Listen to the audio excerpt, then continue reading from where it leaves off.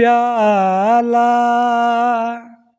अरे नाम के पिए वाला रे प्याला, नाम के पिए वाला। अब चाय पिए वाला नहीं, प्याला मैंने प्याला मैंने कप, लेकिन कप में चाय पिए ला लोग। भगवान के नाम में इतना पावर हो जो उनकी साधारण समय में वास्तव में भी वो चीज़ नहीं है, नाम के पावर। अच्छा, संसार में जितना काम होता ये नामे खातिर होता। बिल्कुल, हाँ। बेटा पैदा करते नहीं नाम खातिर, घर द्वार बनाते नहीं नाम खातिर, यही खातिर नु। जमीन प्रॉपर्टी इकट्ठा करते नाम खातिर, ऐश्वर्य खातिर, यही खातिर नु। केकरा नावे जमीन लिखाई ला नामे खातिर नु, नामे खातिर होता सब। लेकिन यही से नाम में पावर है, भगवान से अधिक भगवान के नाम में पावर हो। नाम तो साधक बोलते हैं प्याला, अरे नाम के पिए वाला रे प्याला, नाम के पिए वाला। ज्वाला गणनन के गाला में धैले,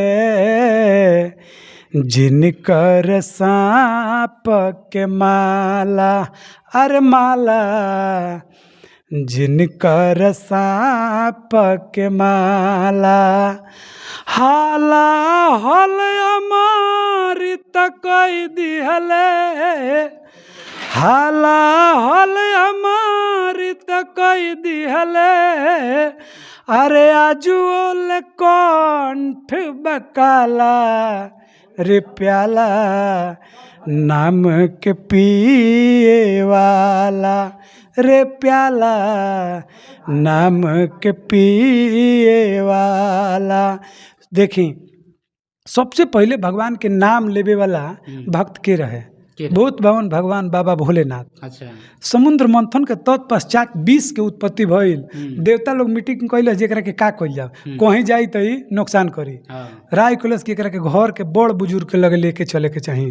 वास्तव में जानते घर के मालिक कैसन आदमी होके के चाहिए, जे जानते बुझते जहर पी जाओ। अच्छा। जे जानते बुझते जहर के पचावे के क्षमता रखता, उहे घर के मालिक होके के लायक बावे। बाबा जानते बुझते जहर के पी गए आ कंठ में रख लेनी, दूसर का प्याला के पियलस। पहले पैसा विदेश से आवे नु तो हुंडी से आवे। अच्छा। हुंडी से आवे, जेकरा नाम से आई उहे भजाई। अब हुंडी से ना आवेला, वेस्टर्न मनी आवेला, बैंक टू बैंक आवेला। तो साधक कहते रहे, अरे नाम के हुंडी भुसुंडी भजवले, खुलल कुंडी के ताला, आरे ताला, खुलल कुंडी के ताला।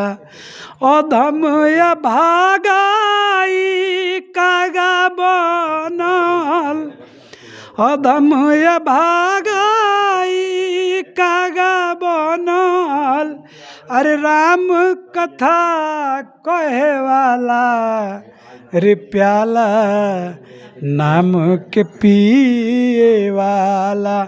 नीलगिरी पर्वत पर बैठ करके एगो नीच जाति के पक्षी काग भुसुंडी राम जी के कथा करत रहले। अब पक्षी के राजा गरुड़ जी स्वयं भगवान नारायण के सवारी रहले, नीचे बैठ के कथा सुनत रहले। भक्ति खातिर कोनो एजुकेशन, कोनो जात, कोनो पात कुछ मायने ना रखेला।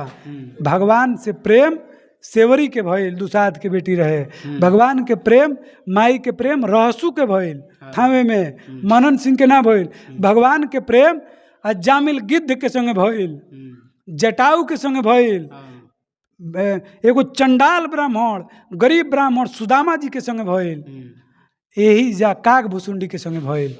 एमे धन्यमान मानहीन बने नु, समान पुरुष बने के चाहे तो इस जान ले ऐश्वर्य आई, लेकिन भगवान के चरण के प्रेम ना आई। रुआ डर से, रुआ ऐश्वर्य से ई आवे वाला नहीं के। यही शब्द के हमने कहने सन, नाम के हुंडी भुसुंडी बजवले, खुलल कुंडी के ताला, आरे ताला, खुलल कुंडी के ताला।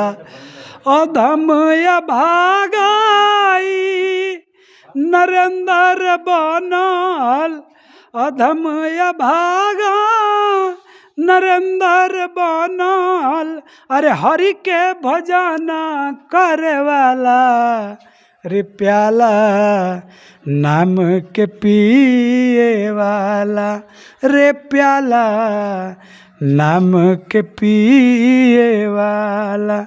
धन्यवाद।